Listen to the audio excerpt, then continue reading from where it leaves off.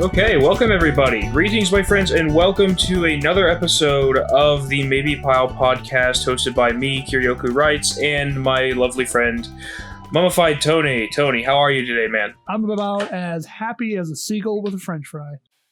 Good fucking day today so far. Not that bad. It's all around a decent day so far. Yep.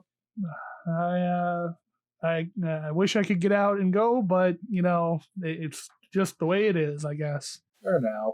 For We'll now. see what happens. We're all doing our part. We're staying safe, and we're all being worldly minded. But enough about that downer. And what do you got going on, Kay? What have you been up to this last gap since recording? Finally getting back into writing. I have an introduction for something done, which is really good because I sometimes don't get past the introduction. So I got the introduction for a little project done, and I'm very much looking forward to continuing that and just gaining more and more inspiration as I go about my life. So that's good. And also, I've gone vegetarian again. I'm trying to keep that up as best I can. You know, in times like these, sometimes you slip on what you try to do. So I slipped a little bit, and I'm sure everybody out there has at least once. If you say I haven't, then you're a fucking liar. Yeah, right. Tell me about it. So I finally did that. I've gone a little while now without meat, and it's doing pretty good. I actually had a vegetarian meatloaf like 2 days ago, and it was absolutely amazing. I loved it. Comprised of like 90% beans?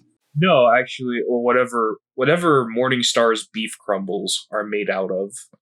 They're like vegetarian beef crumble type of deal. I don't know what they are exactly. Okay, so it was an imitation meat. Yes. Meatloaf. Spicy too, or spicy beef. Imitation beef crumbles, and you just throw that in there with a little bit of stuffing, and I was having dinner with my parents last night, or when I ate it, my mother actually threw it in the air fryer, and it came out absolutely spectacular. And my dad's been making homemade tortilla chips, and he's also been making homemade French fries. And his thing is he doesn't use oil, right? Ever. Yeah, the whole air fryer thing. Yeah, actually he bakes them, so he's experimenting. He's trying to bake them because the air fryer is so small, and he's like, "Oh, you can't use enough. You can't throw enough in there at a time." I'm like, "All right." You gotta do it in so like he keeps trying to bake them. Yeah, he would have to do that. So I keep trying to tell him, it's like, you might need to use a little bit of oil to make the fries. Because if you just throw slices of potato in the oven, you're just making sliced baked potato. I mean, that's what it is. You gotta oil the pan. You gotta zhuzh them up a little bit. You're not obviously frying them in oil, but topping a little bit with oil would be pretty advantageous. Yeah, but whatever. He's experimenting with that, and right. Hey, whatever. I can definitely get behind that. Speaking of experimentation, Kay, let's pause for 2 minutes.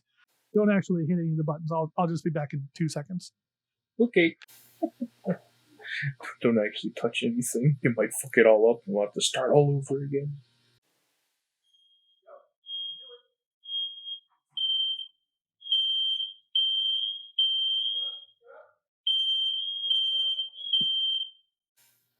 The joys of cooking.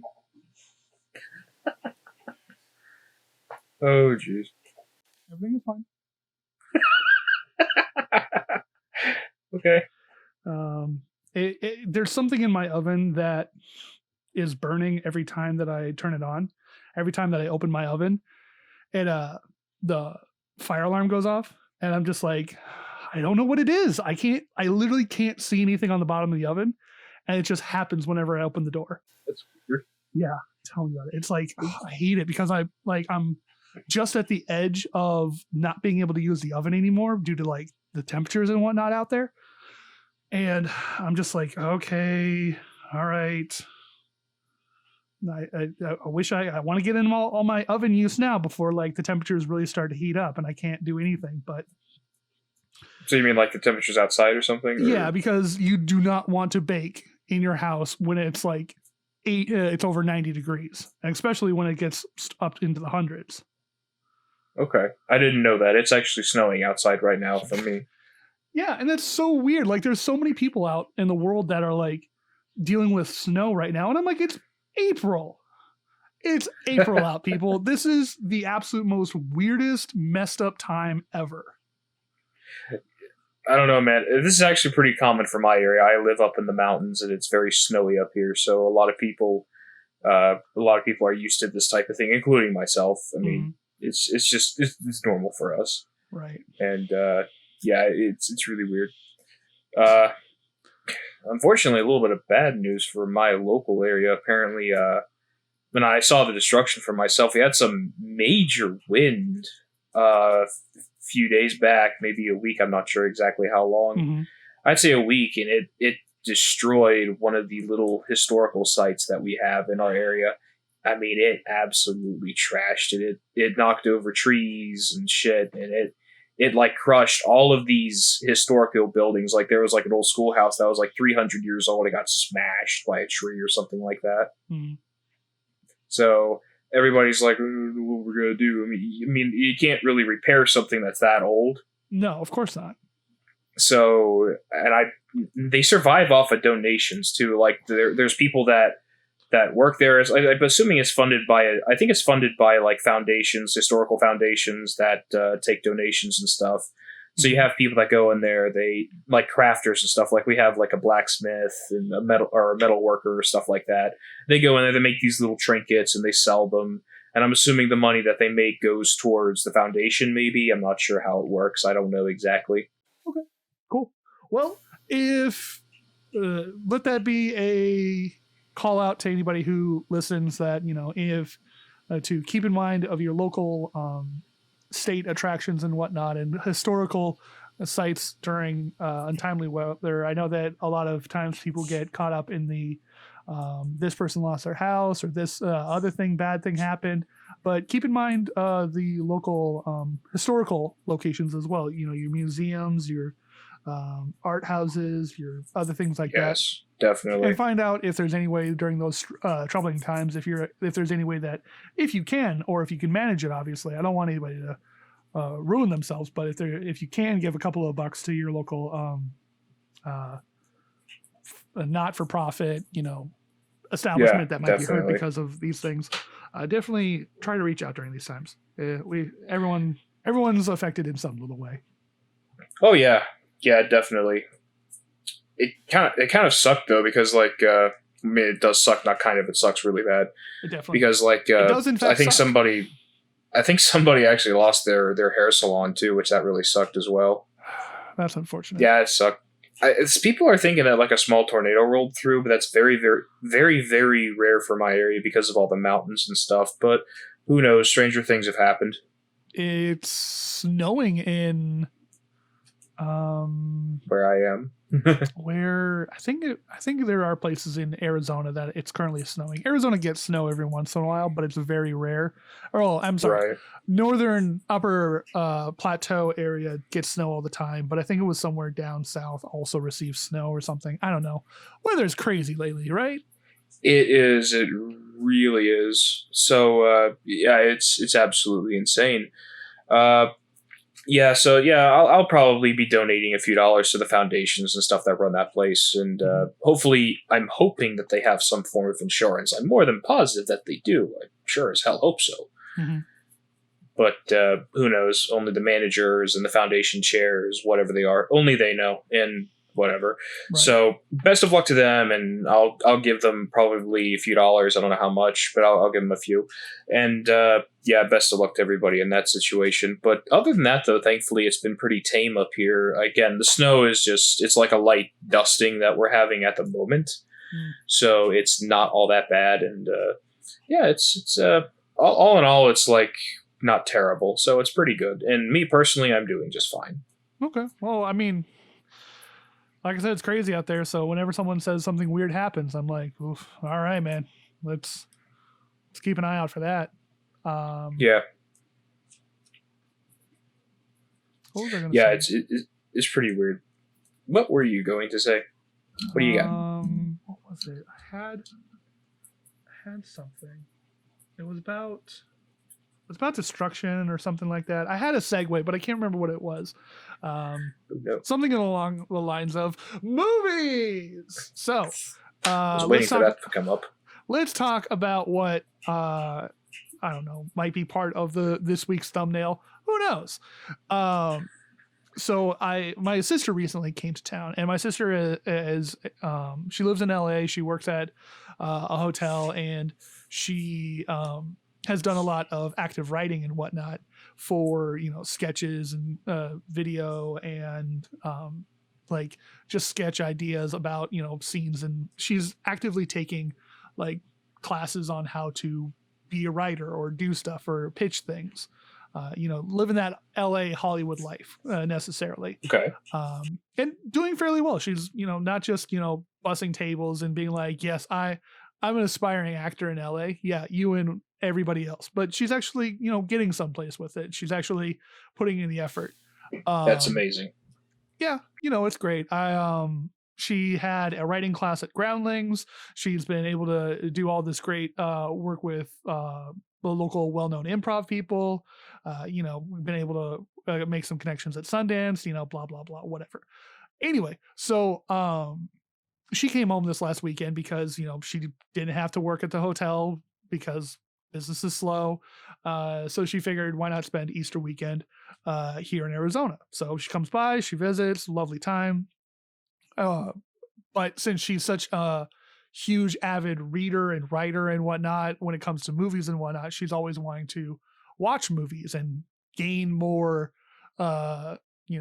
sort of knowledge about what is out there in the world. So every night that she was here, that I visited her back at my parents' place, we watched another movie, and she recently saw What We Do in the Shadows, and she thought it was hilarious. The original movie, directed by Taika Waititi, set about a couple of vampires living as flatmates in New Zealand, that then got picked up and was made into a new show on FX, not with the same cast, but with the same general premise, but obviously elongated for a TV set or a TV broadcast. I saw it a couple of years ago where I didn't necessarily see all of it. It was on at a party and there were subtitles, but it was impossible to actually watch it. But I did watch like the first section of it. So I kind of got up to like everybody explaining who they are and what they're doing before actually getting into the meat and potatoes of this sort of fake documentary. For those of you who don't know, the story follows 4 vampires, like I said, flatmates in New Zealand, who are from wildly different time frames and whatnot. There's a vampire that used to be live in France during the 1800s. There's one from like way back further than that, and then there's like this Spanish guy that whatever. I mean, it's different vampires from different time frames, and obviously they dress the part and they kind of act the part as well to what that era's typical vampire sort of seem to be. And then in the basement is essentially Nosferatu, like the very, very old, like kind of bestial fanged teeth vampire type. And it's hilarious because it's like, oh yes, it's Peter with like Pyter or something like that. And it's like, and it's like, yes, it's Peter. And he's just very like bestial, like I said. And it's these characters all living together trying to sort of, this documentary follows these real vampires, fake documentary stuff as they go like throughout their lives.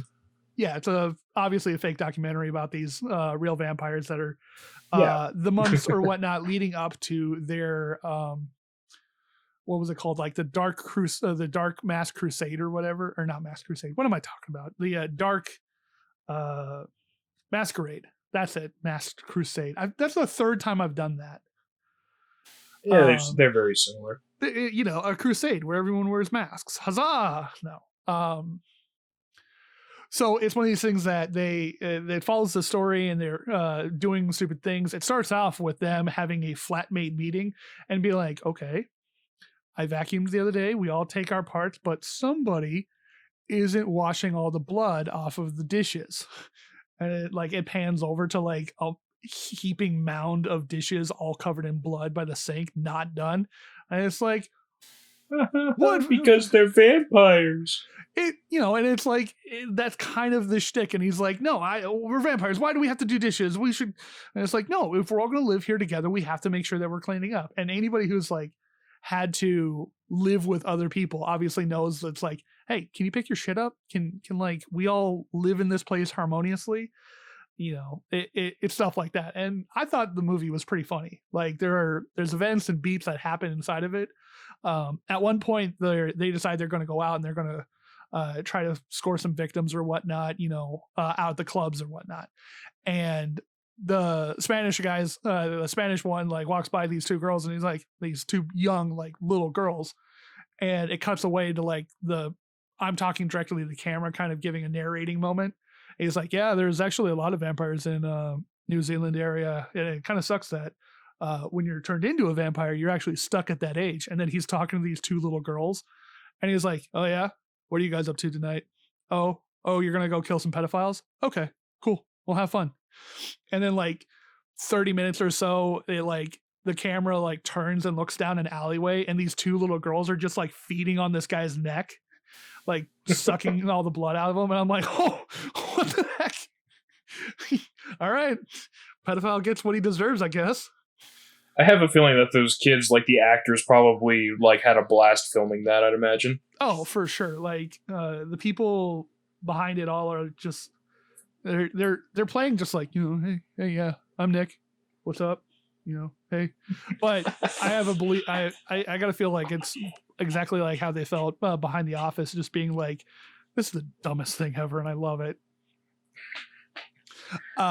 So that's all I gotta say about what we do in the shadows. If you're able to find it online, I highly recommend it. You can probably buy it from Amazon for like, no, actually you can rent it for $4 or you can buy it for $7. So completely up to you. I wonder if it's on Netflix. Probably not. No, trust me. I looked. I have it. It's not there. It used to be on Hulu, and I think the new show is on Hulu, but it's a shame. If it's on like the ad-supported Hulu, then I can watch that, but it's probably behind the paywall, I'd imagine, and I hate that. Right. Because my Spotify gave me a Hulu thing, and I was like, oh, sweet. So, like, are they going to pay, like, for a month of Hulu or something? Mm-hmm. No, it's just like, oh, you get the ad-supported plan. So you're just telling me to go make a free Hulu account like anybody else. Fuck off. Yeah, right. That's the same thing with my Sprint cell phone deal. Tell you what, Kay, give me another 5 seconds. I got to go pull I got to pull the thing.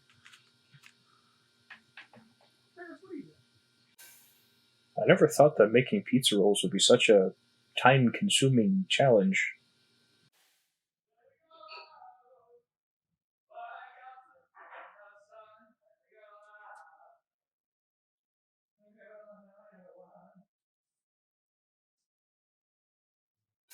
I wish I had something clever to say here, but I don't. This is way longer than 5 seconds. Cool, sweet. So yeah, that's totally gotta get something to eat after this. Sorry. So that was my interpretation of what we do in the shadows. So other than frying or hot or spicy non-meat meatloafs and air frying or baking sliced baked potato, what else have you been up to there, Kay? Well, lots and lots and lots of gaming. Lots and lots of gaming. Yes, because, well, not much else to do. Write, eat, sleep, game, repeat, Well, at least you're adding in a couple more steps in like your stereotypical, gamer, you sleep, game, repeat, right? You're like, no, I'm actually writing. And I am. It's a big inspiration for my work. Games are. Oh, yeah? Yeah, I am. Excuse me. I always get inspired by. It's mostly games, to be honest with you. It's mostly games, and it's also people's artwork. I have like I have like 10,000 images on my phone, and I'd say about 3,000 of those are because I have like a bunch of different folders for a bunch of different reasons. And no, they're not the reasons that you think, although some of them are. But I have like three. So I have like 3,000 images of art that inspire me, and it's growing every single day because every time I find like a good piece of art that somebody's drawn, I'm just like, oh yeah, that's going into the folder so I can look at it later and just just be like, I like that setting, I like that character, I like what that character is doing, whatever. It's just stuff like that that inspires me for writing, and games also do that as well. Like maybe I'll like play a mission on Grand Theft Auto that I never played before, and I'll be like, oh, that's a cool concept, or I like what that character did, what have you, whatever. And moving away from like all inspiration and stuff like that, moving on from that, I've finally, I talked about this a couple of videos ago, I finally dove into PvP in Conan Exiles. Oh, yeah? Yeah. Because I know last time I talked about it, I said I didn't want to do PvP, but my friends kind of got off the Conan kick, and we built our personal world, like we all built it together. And, so with everybody else off of it, I was like, well, I don't really want to touch our world because everybody has their own little things on there, and I don't want to progress too far without my guys. So let's try PvP. So I got on PvP, and it took me for fucking ever to find a good server. So a bunch of servers that I joined, they were like somebody's server that they just paid to have put up. They weren't official servers by Funcom or whatever. I think, yeah, Funcom's the ones that make Conan. I don't know if they're the ones that run the servers, but what have you. So I joined a lot of them, and a lot of them were like, they tried to be kind of quote unquote exclusive, I guess, is how you would say it. Because, sorry. They tried to be quote unquote exclusive, as you would say, I guess, because as soon as you joined in the server, they would flash a message on the screen saying, hey, if you want to get into the server, because they would have a wall around the spawn location, they'd be like, hey, if you want to get into the server and you want to play, you have to join our Discord server, and then you have to do this and this and this and this, and then if we approve you, then you can be let inside, and then you can play on the server. And I'm just like, hell no. So I must have joined like no less than 6 servers that tried to get me to join a Discord. And I'm like, I don't feel like joining a fucking Discord. I just want to get on somewhere where I can build and have fun, whatever. So I joined an official server. And obviously none of that bullshit. None of this Discord shit. None of this other shit. Because one of the servers I joined even had a rule that said, no brown shoe boxes, which means no square, or I guess in that case rectangular, sandstone buildings, because that's kind of how noobs build. Because when you first start off, that's what sandstone. That's the default material that you build out of. And obviously, what's the most obvious shape to live like a house? What's the most obvious shape? A square / rectangle. Probably, yeah. It's easy, simple, and whatever. Yeah. But one of the servers I joined was like, none of those, please. And I'm like, what the fuck do you want me to build? You want me to bust out like marble floors like as soon as I join in or some shit? What the fuck? I mean, if you're not living that marble round home life, Kay, what are you even doing? Just the sheer opulence of the matter. You emulate my inner self too well. So that's my inner self. No, so but everybody's got to start like that. Everybody's got to start somewhere. Everybody's going to start with the brown shoebox. Everybody's going to start there eventually. And so when I joined an official server, there was none of that shit. So I found like a decent spot, and I won't say where it is this time because I'm not going to give away where my home's location is. Of course, unless you find the server, it doesn't matter. But I still won't say. So, but I found a nice place by some water somewhere, maybe up north. Who knows? All right, y'all heard it. It's by water. Find the server he's talking about. It's a public official server. It's by water. Yes, yes. It's not like 99% of bases are by water, so they'll definitely find it. So yeah, I built there. And strange story. So I have my base like all nice and secure and everything. And there was this, you occasionally run into the other players. And so far, it's not a hardcore server, so far it's actually been really, really peaceful. I've never actually gotten to a physical confrontation with a player that was conscious anyway. So I'll explain that in a sec. So this noob, he walks up to me and he's like, "Hey, do you know where I could settle?" And I'm like, "Yeah, sure. Follow me. I'll show you to a good place." And we walk by my base, and he's like, "Hey, I like that base." I'm like, "Oh, that's cool." And he didn't know it was mine. And he's like, "Hey, I tried to break into that base like a little while ago. Is it yours?" I'm like, "Yeah." And things got real awkward real fast. Yeah. Probably should have asked whose base it was before you admitted to trying to break into it. Yeah, right? Oh, you tried to break in my base? Punch. Sharpens axe blade,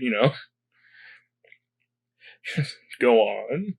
No, but thankfully he didn't get in because obviously I was there the entire time and he didn't get in, so whatever. So I showed him, and it was like way far away from where I was.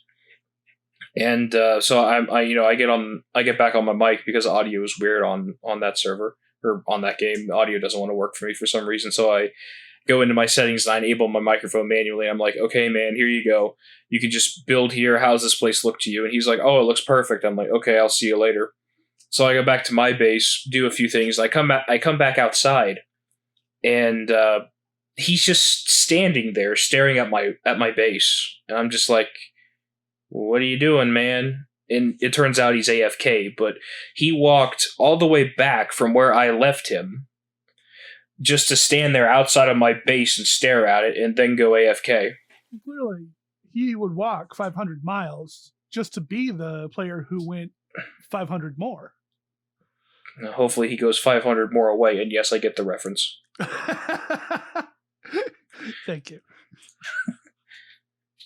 You son of a bitch. That song's going to be in my head all night now. Winner! Yeah, that's going to be in my head all fucking night now. Just to be the man who walked 1,000 miles to end up at your door. Da, da, da. Damn it. Da, da, da. Yeah, that was just really fucking creepy though, because I just go outside my door and there's this weird little guy just standing there staring at my house, and I'm like, okay. And I go away because I know he can't get in there. He's a noob. He's like a level 5 or something. So I go back. I come back like after getting some iron and stuff. And of course I look over at where he was. He's still there, but it's just his corpse because he's dead. Huh. So I didn't loot his body because honestly he didn't have anything I wanted because I looked. But there's three possibilities. There's three possibilities of things that killed him. He either starved to death / dehydrated to death. He spawned too close to an alligator, or an alligator spawned too close to him, or a NPC camp or an NPC from a nearby camp walked a little too close to him, and they killed him there. Those are the dangers of going AFK without 4 walls to protect you, man. You got to make sure that you don't go AFK in the middle of nowhere in that game. That's why you got to stay on the trail. Yeah. Unfortunately, the trails are also littered with enemies as well, but there are like little trails in the ground. It's kind of weird because they don't really lead you to anything not special that I know of, not in the area I'm building in. But yeah, I might actually walk down. I'll probably get back on after we're done here, and I'll probably walk down to where I showed him the place, that he could settle in. I'm going to go back down there and see if he actually built anything or not. Find out what happens next time on the continuing tales of Kiryoku in Conan. It was just a really fucking weird experience. And then one more thing. Somebody stole fucking honey from me. In Conan, well, here's the thing. Honey's actually, in my opinion, one of the best foods that you can get because it doesn't expire for like 160 hours real time. It's like nothing compared to actual IRL honey. I know it goes for like ever, literally. It never spoils. Yeah.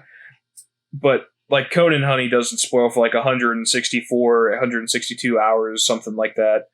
So you could have like a stack of 100 honey, and it's you could go for like however long, and it'll never expire. So I can actually understand why they stole it, but they shouldn't have stolen it from me because I actually found the fuckers who did it, and they were unconscious, and my axe got thirsty. Yes, they thirst for honey while you thirst for blood. Indeed. So I killed all three of them in their sleep, and stole the bees back that they took from me as well, because they stole my bees. Oh, not the bees! Nicolas Cage. Thank you. I never saw like the whole movie though, but I saw like the CinemaSins breakdown of it, and they pretty much show half the damn movie anyway, so whatever. It wasn't really that bad of a movie. I mean, like, yeah, it's weird and it's awkward, and it's like why would you choose to remake this? But I don't know. It's like it doesn't really do much, and it doesn't go anywhere. Yeah, who knows? But anyway, that's my experiences in Conan so far. That's just killing people in their sleep and having strange noobs stand outside of my house. I'm having flashbacks to the cow from Adventure Time. I should know what you're talking about, but I don't. I've seen Adventure Time. I just there was a don't purple remember cow that like sat on a hill and was like staring at Finn and Jake forever, and it's just like, dude, that cow's freaking me out. Whatever, man. He's just standing there. Who cares? Let's just try to get some sleep. And it's like, oh, I can't stop thinking about that stupid cow. Wasn't it like the Ice King or something in disguise? Or? Yeah, he like kicks him. He kicks a cow in the butt, and then the Ice King comes flying out. And it's like, I knew it. That was a good show. It was a good show. I liked it. Liked it all the way up until they. I've already said this like 3 times. I've liked it all the way up until they started trying to give it like an in-depth lore, and then I was just like, it's no longer slice of life, so I kind of lost interest in it. But whatever. I was up to date with it until Fiona and Cake won, and then after that, I kind of fell off, and I was like, oh yeah, and I kind of actually started picking up and liking it more as they were trying to give it some lore. Because there were little things that like people could like pick up on and be like, well, that's weird. There's like a giant explosion taken out of the side of the planet. And then like the whole Ice King going back in time, or when he first ran into Marceline and all that, and blah, blah, blah, yada, yada, yada. I'm like, yeah, the Marceline Ice King story, that was pretty sad. Yeah, I liked it too, because, Marceline's just like, hey man, hey Simon, snap out of it, and he just doesn't get it, and it sucks. That damn crown, I think. Yeah, it is the crown, actually. I remember. Uh-huh. Mm-hmm. Yeah, it was weird. But, it was something else. It was a really good show. And stuff. Also, I love that. I loved Regular Show. Regular Show was the bomb. I never saw a Regular Show. I heard great things about it. It's on Verve. I think you can watch it for free on Verve. Check it out if you can, because it is very, very good. It's strange as all hell, but it's great. I love it. Where is my? Oh, it's over there. Damn it! I was literally about to grab my remote and be like, "What? I wonder what I can watch it on other than Verve if I have access to something else." And then it's like, no, my remote's on the other side of the room. I can't do anything. Yeah, whatever, man. So it's there. I don't really know what else I watched. I never watched Steven Universe that much. Oh my god, Steven Universe. Oh, it ended. Oh, it's over. Isn't it? It's over, isn't it? I think it is, but then I also think, didn't they bring it back for like one more season or something? I forget. No. I know the answer. And yes, they did bring it back for a season for Steven Universe Future, and I watched the ending of it, and yep. It is definitely Steven Universe. It is the most Steven Universe ending you can get. Okay. Don't need to spoil it. I don't really plan on watching it because it just never caught my interest. It just never caught it. It's like, okay, it's there. It's cool. Fine. Whatever. I was so inspired. I was like, I binged the final season the day before, or no, I started binging it the day of the finale and didn't finish it till the following day. And, yeah, it was really good. I finished the finale and I'm like, wait, I have to hang up my rose quartz flag. I completely forgot that I have an actual all-weather flag of rose quartz. And I'm just like, Ooh, I love it. I love it. I love it. I love it. I love it. fantastic. I'm just like, yes. So I'm assuming you liked it then. Yes. I enjoyed the ending. It, to be honest, I felt it was a little lackluster, or the show Steven Universe has a way of being like, okay, this is probably what you assume the ending is going to be, or whatever, and it's probably going to go in a different direction. Not because it doesn't like subvert expectations necessarily, but it doesn't follow the same steps that a typical cartoon about a boy who has inherited special powers from his mom, and 3 of his mom's best friends are raising him with his other dimensional, other species mom's friends, and his human father kind of beats would normally hit. And not to give too much away of the plot of Steven Universe Future, but you may have actually heard that most of Steven Universe Future deals with the fact that Steven Universe is sort of dealing with the actual trauma of everything they went through back in the actual main chunk of the story, fighting monsters, being attacked, being stuck in under the sea, things like that. Problems of being I can't remember, like a early teenage boy. What was he, 12, I think, Steven? I can't exactly remember. I think in the new version he's 6. In the future he's 16, but obviously earlier in the show he's like early teens or something like that. And obviously being a 10, 12, whatever year old kid who is suddenly being thrust into an intergalactic war and dealing with these things on how your mother was a rebel and is like, all of this stuff can affect you later on and be like, yeah, I'm fine. I totally I'm okay. Are you though? Like, yeah, you're fighting big giant monsters and you're coming out okay at the end, but like, have you really talked about this? This is like not okay for a kid to be dealing with. And it's like, well, so it actually dives into that. It does. And okay. And how a story would wrap up is to give you a definitive finale, to give you like, okay, a story of man versus man. Okay, man defeats man. Okay, story over.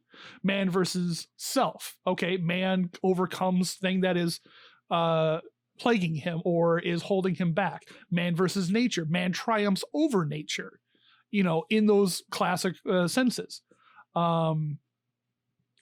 Man versus trauma of previous actions, of like fights that he's had to live through, actual psychological damage, actual like, no, you need help. You need a family who's willing to be there for you. You need to seek actual legitimate help for this thing.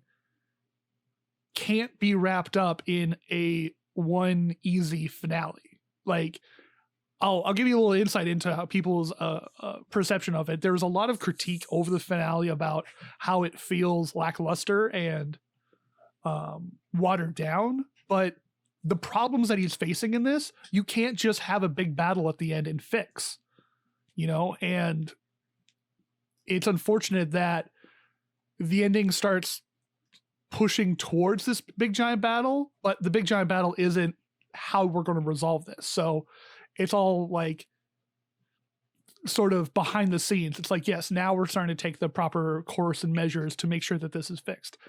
I might have spoiled it without actually giving any actual details, but go watch it. It is, having known that and knowing what this season's mostly about, you kind of can assume how it's going to progress, but how it gets from A to Z is important.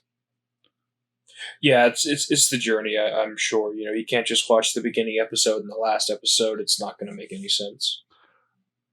Thinking about what the first episode is and what the last episode is, actually, that would be the wildest fuck I've ever seen in my entire life. Really? Like how, like the first episode of Steven Universe, and then the last episode of Steven Universe Future. Like, what the fuck? I kind of want to go do that just and then report back to you. Be like, hey, you know that thing that we talked about in the last recording? Yeah, I did that, and boy, howdy, let me tell you what happened or what it like means. I should give it a watch. I know I should. It's if you don't, you're not really missing like anything that's critical, but I do highly recommend it. Right. Okay. I'll definitely try that out, I guess. Yeah. Honestly, I'm more interested in what we do in the shadows than anything else. That really caught my attention. I saw the ads, and it looks very, very good to me. It's pretty funny, and I saw one episode of the TV show because it was on after something, and I was like, oh hey, look, this is on, and it was like, okay, this is kind of funny. Nice, very good. Yeah. Okay. Have you seen anything else lately? Yeah, actually, so movies. Okay, so I did the thing. Nobody can complain. So like I said, my sister is back in town, and she's been on this movie kick. So obviously we watch What We Do in the Shadows. And so she's also been on a classic movie kick as well, a part of this whole just learning more about movies per se. And my father actually has, what was it, 100 classic movies from the Warner Brothers collection or something like that. Yeah, he has this big giant double book binder thing that you can buy from Warner Brothers. I think it's Warner Brothers. I'm pretty sure it's Warner Brothers.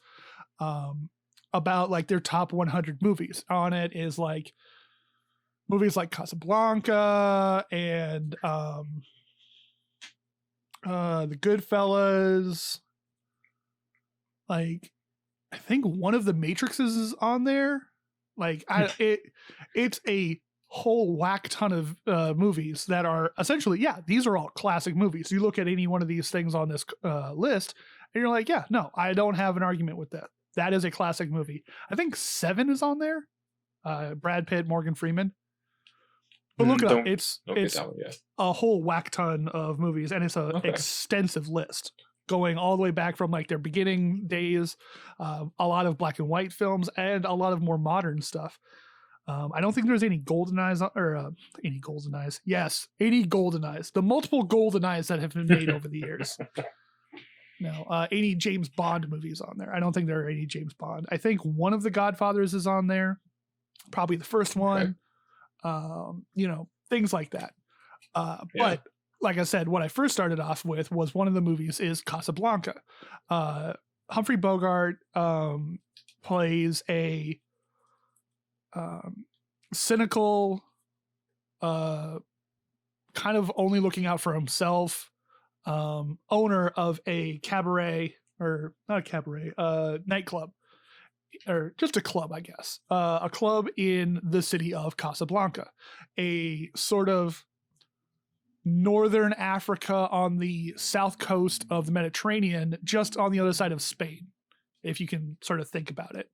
Okay. And it's set in 1941 in French occupied, I can't remember in land that is occupied by the French. France, who is trying to be quote unquote neutral during this time frame, and trying to obviously stay neutral during this whole thing, isn't really being neutral. And there's a squad of Nazis that roll into this town and are trying to investigate this murder of these people in a caravan that had some papers that were signed by, I think, a czar, who with these papers would allow transport from Casablanca to someplace else, and that one someplace else is the last stop before reaching America.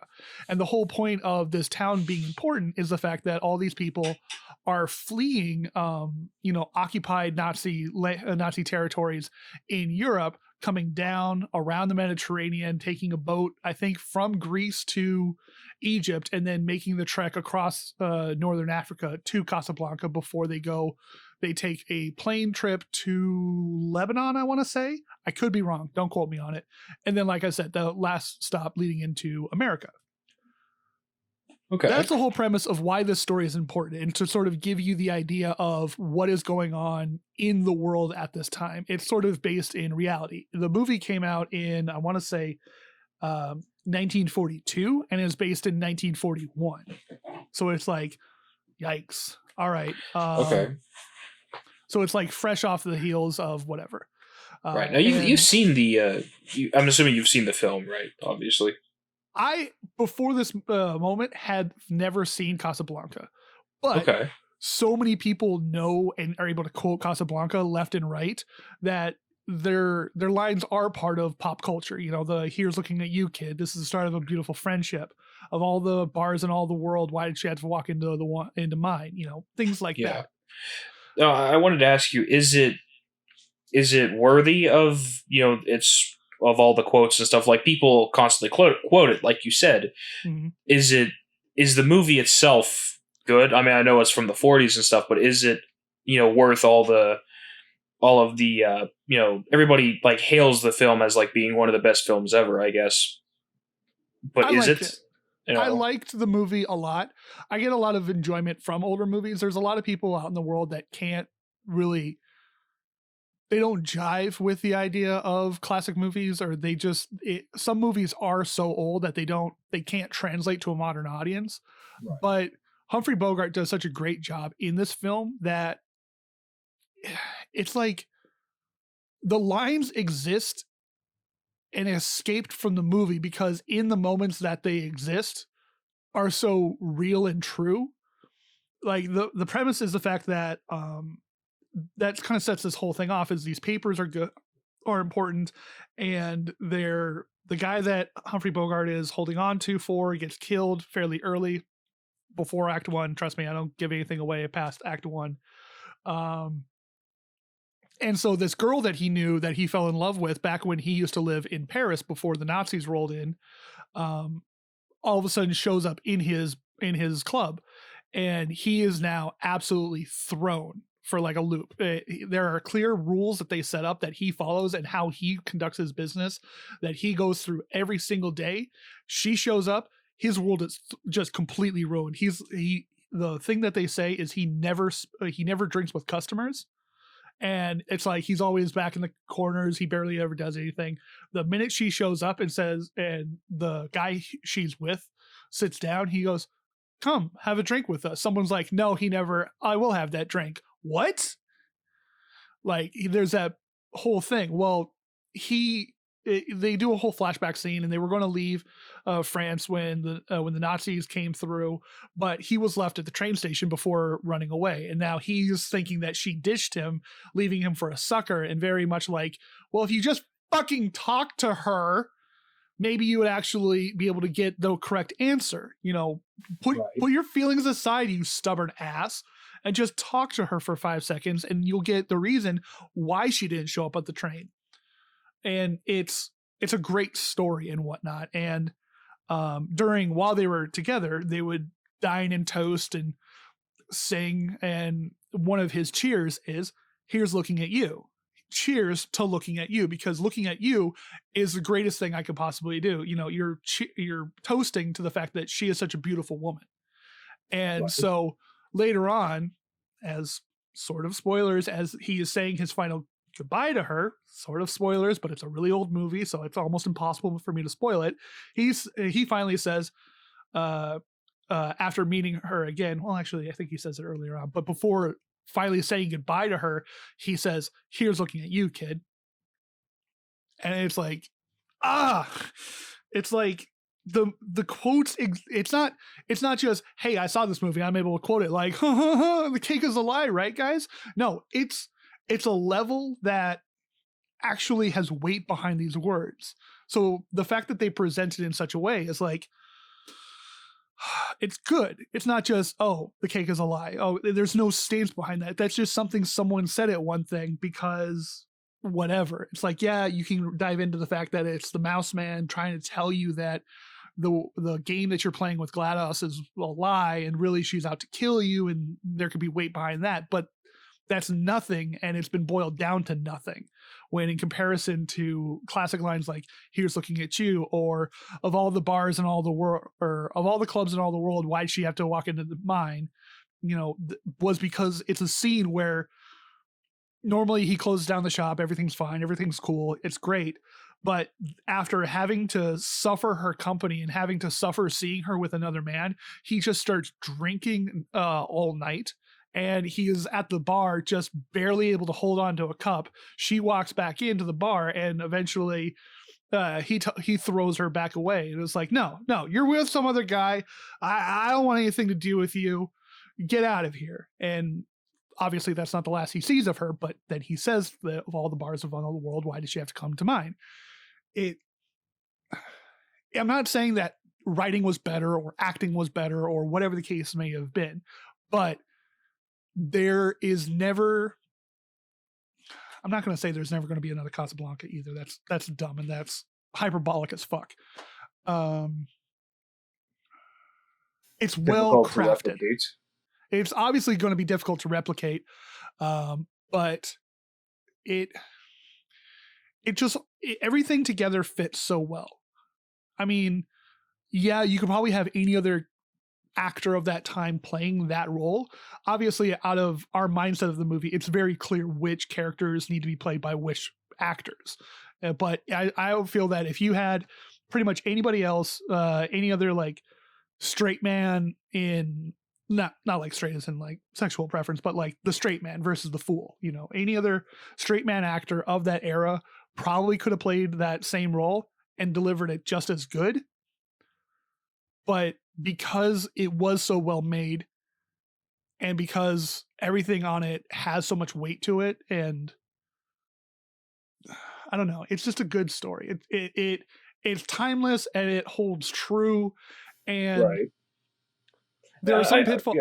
Yeah. I mean, there's some pitfalls that you can fall into with older movies where somebody says something and it kind of lost on it, and then it's like, oh, because he said this. No, if you're actually able to follow the story of Casablanca, you're actually able to take in each beat as it happens and listen to what each person says, and it's not so old that it doesn't translate to the modern age. So if you haven't seen it, even if you've been like, you've known about Casablanca all your life, I highly recommend you go out and see it or find some way to watch it.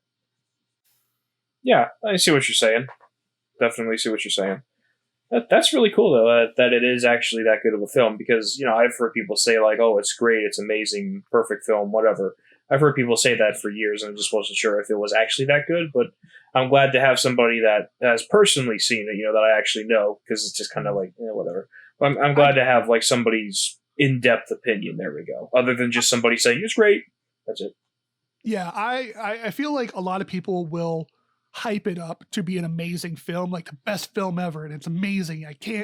Out of the top 100 films ever made, I definitely list Casablanca. I'm like, yeah, top 100, but not like top 10 or top 25, if you know what I mean. Exactly. It's a very good movie, and obviously, as I've just set as an example, I could talk about it for a very long time. Right. But it's an enjoyable movie. It's a good movie. It is a solid work in presentation, and it does a perfect job of telling the story that it is. Great. And I think, yeah, it definitely fits on that 100 best film thing from Warner Brothers. Nice. That's amazing. So, moving on from movies and stuff, you said you were, like, this is a little bit of a subject change, I guess. What you said you were doing some experimentation in the kitchen. What's that all about? Well, this is actually, I'm kind of experimenting with it right now, if you don't mind. Sorry, I crammed another one in right as you asked me, just for that bit.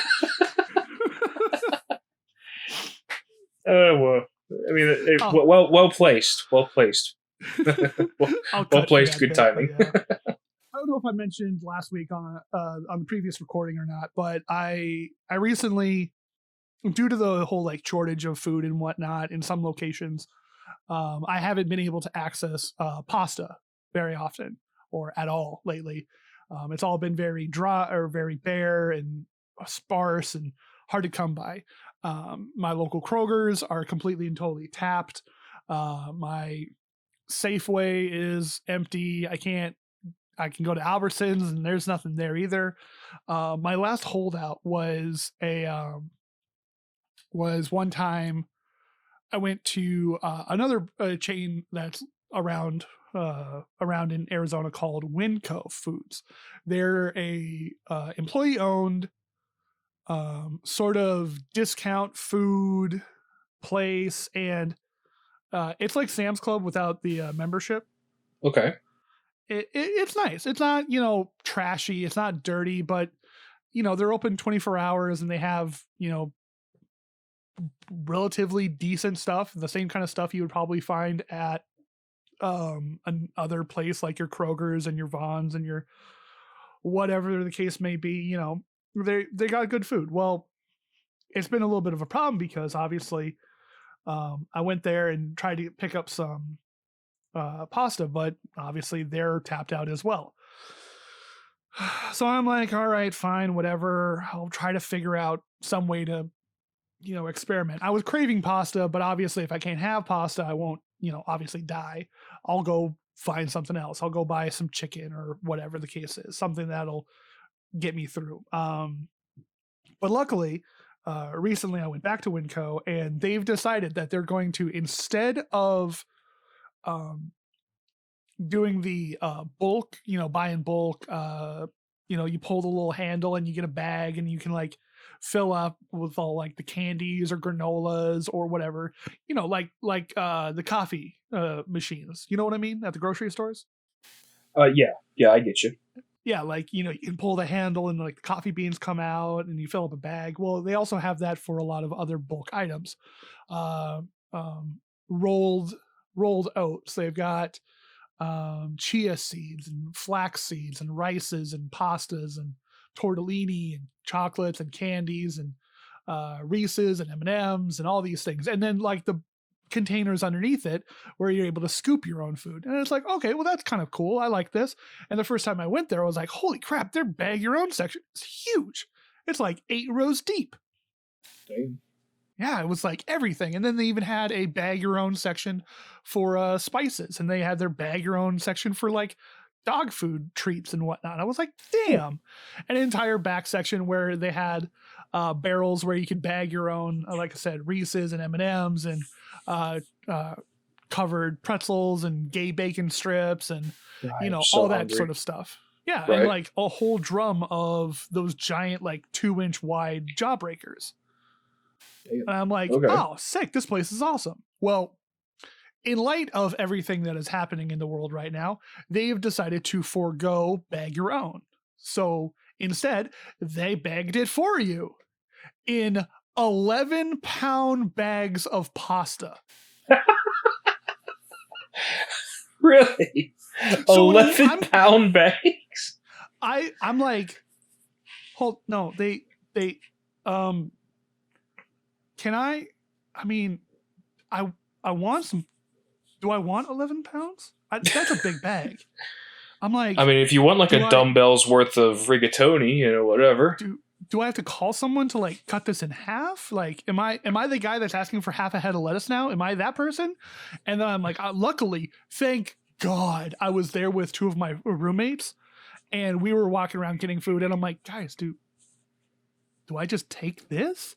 And they're like, I guess. The sign says they're not allowing bag your own anymore, so they've pre-packaged these. So I'm like, okay. And so I'm like, how much is this? And I put it on the scale, and I was like, it's a lot. It's like 10 pounds or something, right? No, it's like 11 pounds. And I'm like, woof. So I bought an 11-pound bag of tortellini. Not tortellini, sorry, rigatoni, the spiral. Right.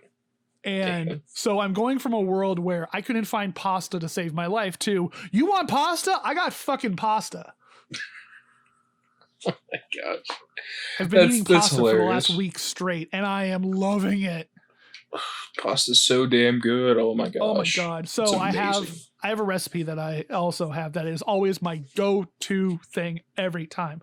I've got a date and I need to impress with a little bit of craft. I pull this pasta out. It is the best. I have a pasta. I have to feed myself for for the next week for meals at work. I go for this pasta. So I get a whole pre-cooked sausage. You know, the horseshoe sausage. Okay. The sausage that's shaped like a horseshoe in the deli aisle. Cool. Yeah. 2 chicken breasts, thinly sliced.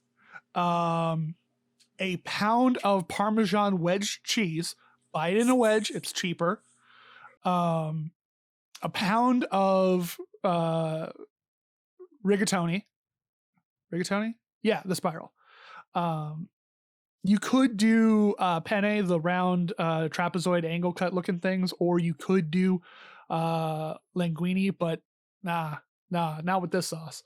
The sauce consists of Cajun spices and heavy whipping cream. It's a heavy cream based sauce, and 2 cups cream. Okay, so process in a large saucepan, oil. Lightly simmer a heavy spoonful of garlic. I take a normal kitchen spoon and just scoop it out of the big giant jar and just slap it on in because I'm mad like that. Simmer for a couple of minutes on low just to get the oils and whatnot mixing. Chop chicken finely or into thin slices. Lay it down on the pan. Cook almost all the way through. Add about finger thick sausages, finger thick slices of that sausage, add to it, let it all warm up together. 2 cups of the cream, of heavy whipping cream, about half the wedge of Parmesan cheese. So that's half a pound of Parmesan directly into it, shred it. Damn. Okay. It's a lot of cheese. Oh, please. When I'm actually cooking it, I probably use about 3/4 of it. I've learned that I use pasta as an excuse to put cheese in face. Can't blame you. Cheese is amazing. A good finger amount of freshly chopped parsley. Throw that in. Stir it all together. Add cooked rigatoni. Rigatoni? Am I? Rotini? Yes, rotini. Oh, rotini? Oh. Yeah, sorry. I was using completely the wrong one. Hold on. Oh, geez Louise. Just Google, what pasta is in a spiral shape? No, I accidentally. Yeah, no, not rigatoni. Oh, God. No, not that. Not that. It is rotini. That's what I'm thinking. Okay. Rigatoni is the same reason I don't want rigatoni is the same reason I don't want penne. I hate it. It is hard and impossible to actually eat. Anyway, add rotini pasta, and then stir all over, serve, and then top with even more cheese. And nice. It is ooey. It is gooey. Oh, also add Cajun seasoning during the cream process. Let it simmer and get thick, and it's just like, oh, oof! It's so good. I love it. I post pictures of it on Twitter all the time. Scroll back far enough. In fact, I'll even put a picture of it right here if I feel so inclined. You just made me so fucking hungry. Damn it. It's good. It's so good. I don't have any pasta though, son of a bitch. Yeah. I'll have to find something upstairs to nibble on after we're done recording.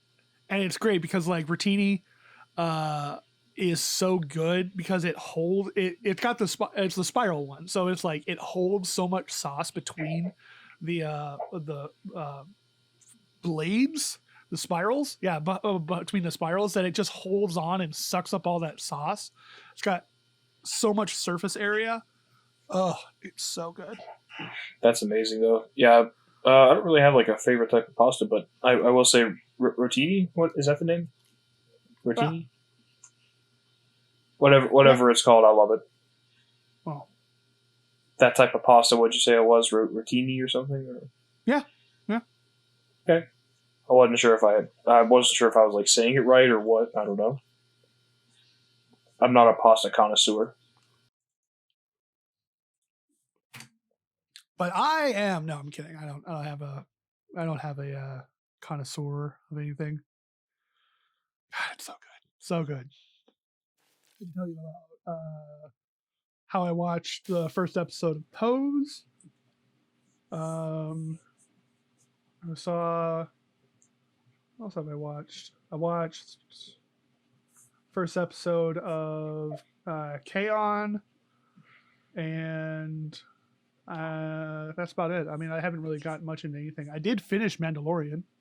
What do we like now? 4 months removed from episode 9 of Star Wars. Star Wars came out around Christmas, right? Yeah. Yeah. Okay. So great. And that was about the same time that Mandalorian was all in hype and everyone was watching that. So Baby Yoda. And yeah, exactly. Everyone was all high and riding high off of Baby Yoda and stuff like that. So I started watching Mandalorian about, I want to say like sometime last month. I started watching it, and I just recently, I think in the last week or sometime between recording, I finished Mandalorian, and it's good. It's a enjoyable show, and I think I actually like it a little bit more than I would of if I watched it when it came out right away. I've had access to my brother's shared family plan, Disney Plus, for since I think it launched. I think my brother like really wanted to watch Mandalorian right when it came out, so he got on board with that, or he was just looking for an excuse to sort of compensate for being on my mom's Netflix family plan or something. I don't know, whatever. Point is, I finally got a chance to sit down and pretty much watch all of it over the last month or so. If you're a person who doesn't necessarily know much about Star Wars, I think it's going to be fine. You don't really need to know a lot about Star Wars, and I'm not even saying like, oh yeah, I bet you'd like it if you didn't know anything about it, or being like a shitty person like that. No, I'm not saying that at all. I'm just saying that a person who watches Mandalorian can pretty much pick up on everything that's going on in Mandalorian without necessarily having to understand the Star Wars world and mythos and things like that. Okay. It does everything that exists within Mandalorian. It explains. It doesn't like Gerald Tolkien it, like explains every backstory of every tree branch that a hobbit happened to walk by. But there's a part where it's like the first episode is he gets the job where he has to go collect the Baby Yoda. It's like, okay, it's established. Okay, he's a bounty hunter. He picks people up. He gets paid. Okay, if you weren't aware of what a bounty hunter is, guess what? This is what a bounty hunter is. So it kind of is like, okay, great. If you didn't know, you know now. Great. We can move on from this. He drops off the thing. He gets paid. It's like, okay, I have more work. Okay, I'll take it. And then it's like, no, I have other people that also need work as well. I can't just give you all of my work, because he talks about like the guy that he's getting his jobs from is like, hey, I've got these 4 things. Which one do you want? All of them. It's like, no, I can't give you all of them. I have other people that also rely on me. And it's like, fine, I'll go find work someplace else. And he's like, come on, man. And then it's like, okay, I do have one thing. The pay isn't, he was going to, back up. He was going to pay him in Imperial credits. And he's like, the Empire is not around anymore. So it's like, there was an Empire. It no longer exists. So maybe people don't trust it anymore, or people aren't, happy about it or whatever. It's like, okay, there was an Empire. It's gone. These credits may or not work anymore. And it's like, well, they still spend. And it's like, all right, fine, whatever. So it's like, it establishes that. So great. It tells you this. Can I interject for just a second? Uh-huh. With as many times as the Star Wars galaxy has been conquered by Sith, Republic, Sith, Jedi, those people must be really... could you imagine how many times the currency has changed? Well, I guess... I don't know much about like the old Republic, but I can imagine that like switching from the Republic to the Empire probably would suck. They probably would have a currency exchange or transfer, probably a reprinting of money. Like, hey, no, knock it up. Cat clawing at the wall. Oh, jeez. Sorry.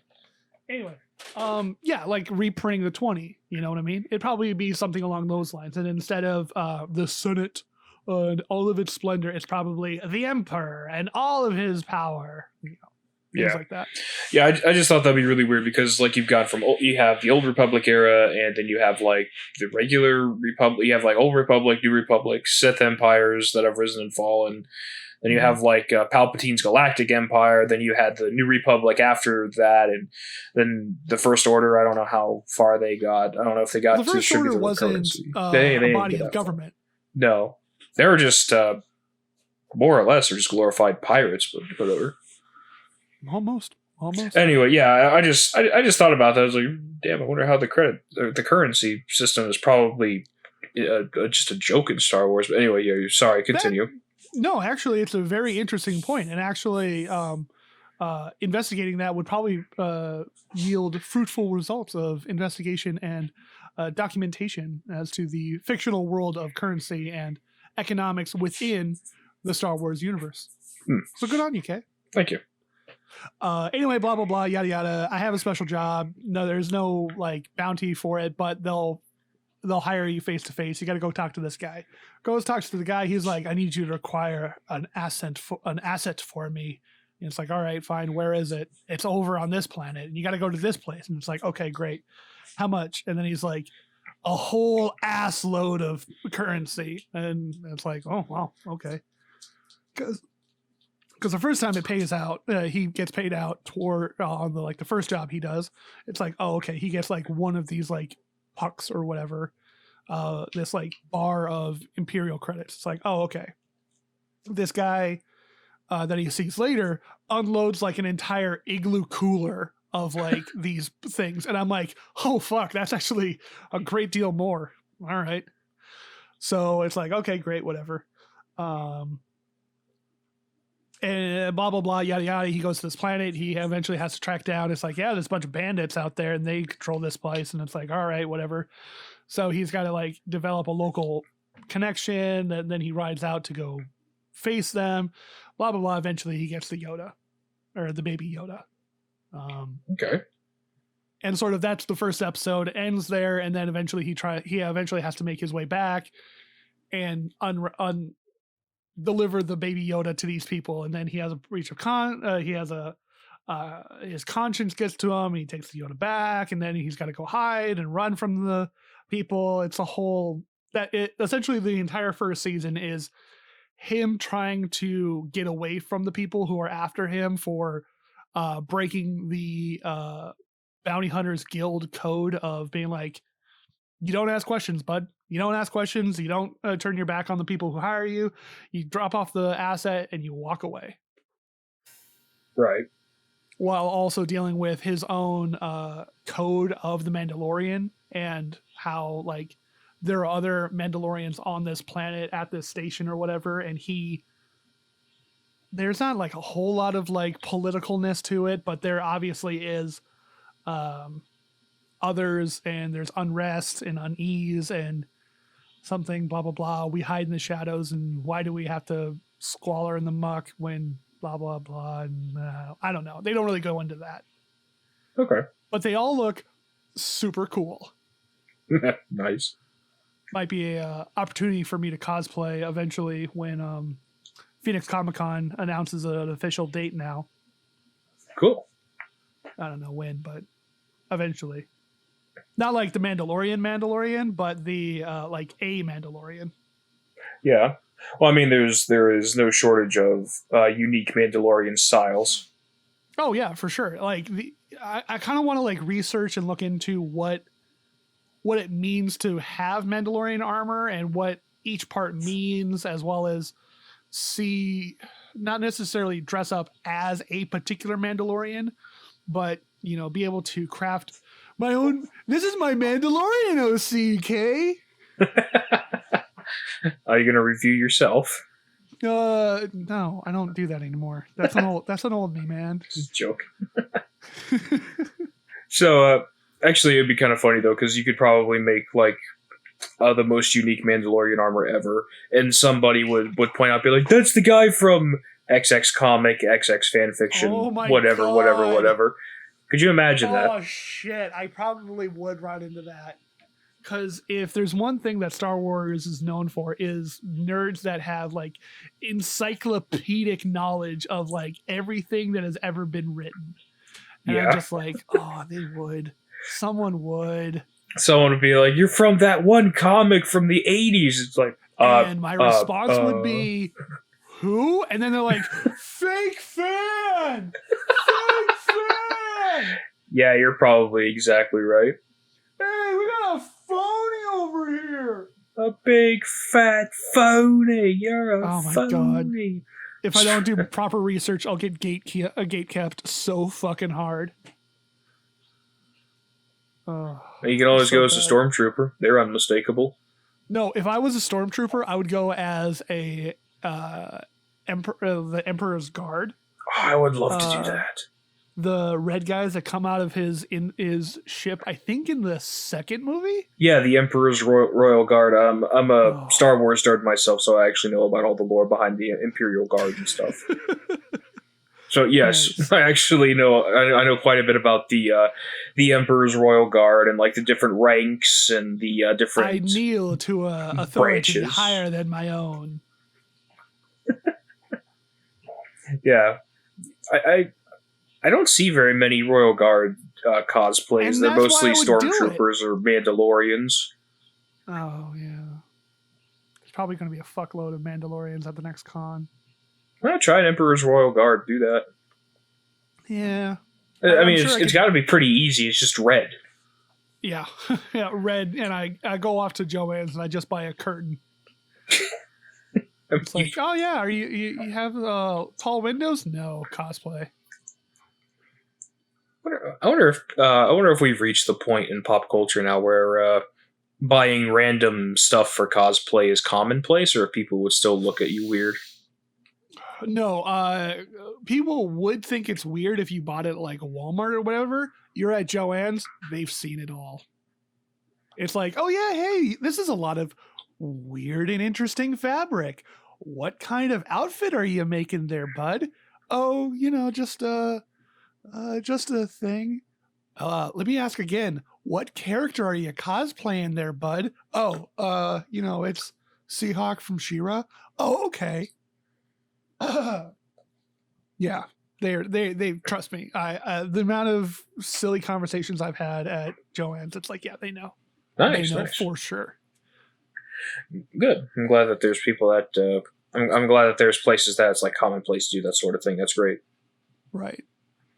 Oh, and then on top of that, so speaking of Mandalorian cosplays, I was scouring, just going through YouTube the other day, and YouTube is like, hey, I got you, bud. I know exactly what you want. You want to watch Adam Savage build a micro condenser loop to be able to cool liquid tubing shirt underneath his outfits that he wears for cosplay. Oh. And I'm like, yeah, I do. Yeah, I do want to watch that, Google. Thank you for letting me know. So I watched Adam Savage's tested one-day builds, where he built he gets together with this scientist guy, and he ends up building a microcompressor or a condenser loop that is like super small and essentially refrigerates liquid that you can pump through this heat exchanger. And he ends up building this super tiny, I'm talking like it's a entire refrigeration unit, the condenser and everything within like the size of a Kleenex box practically. And it has the power, and then he's able to strap a pump to it that will then pass vodka through these tubes. Because if you can't use actual water, because the water might accidentally freeze and clog up.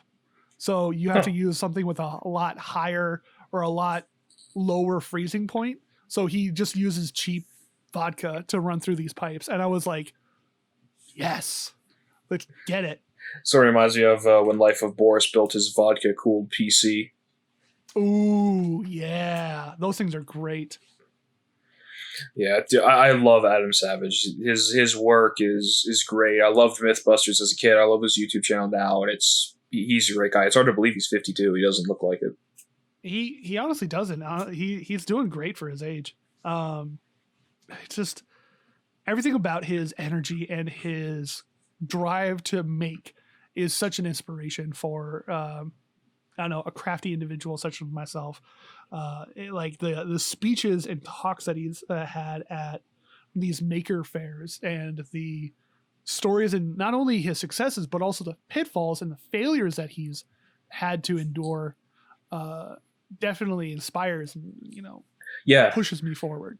Yeah, he's a big inspiration for a lot of people, myself and you included, of course. Gotta look up to that guy. He's great. And yeah, he's pretty cool.